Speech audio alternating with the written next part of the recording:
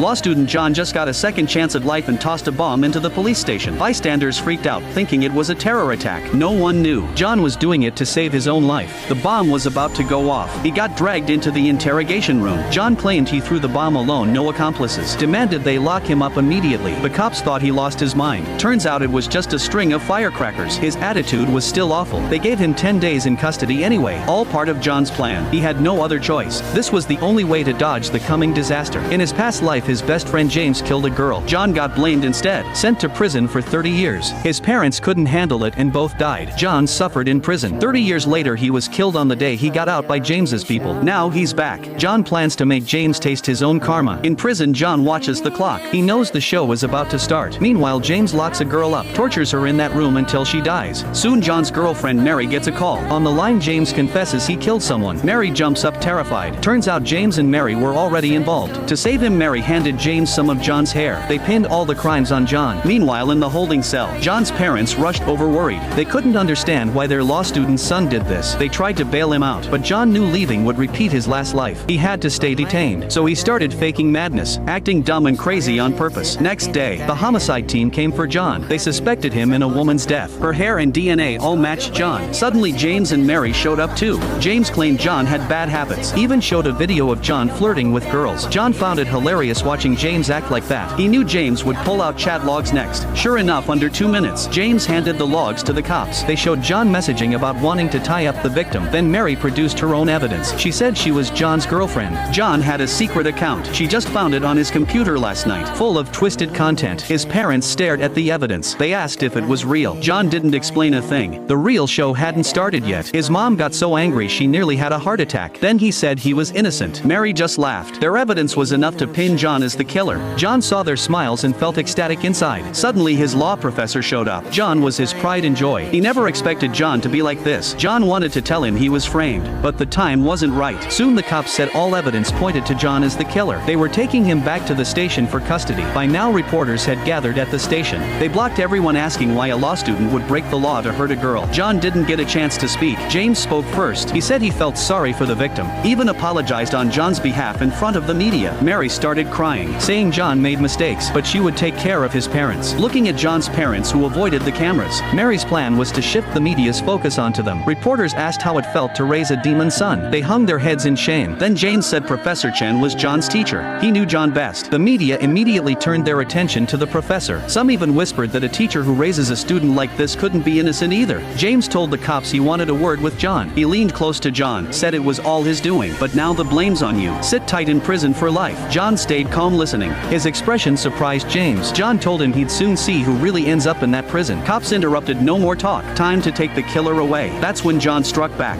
John said he had a perfect alibi for the crime time.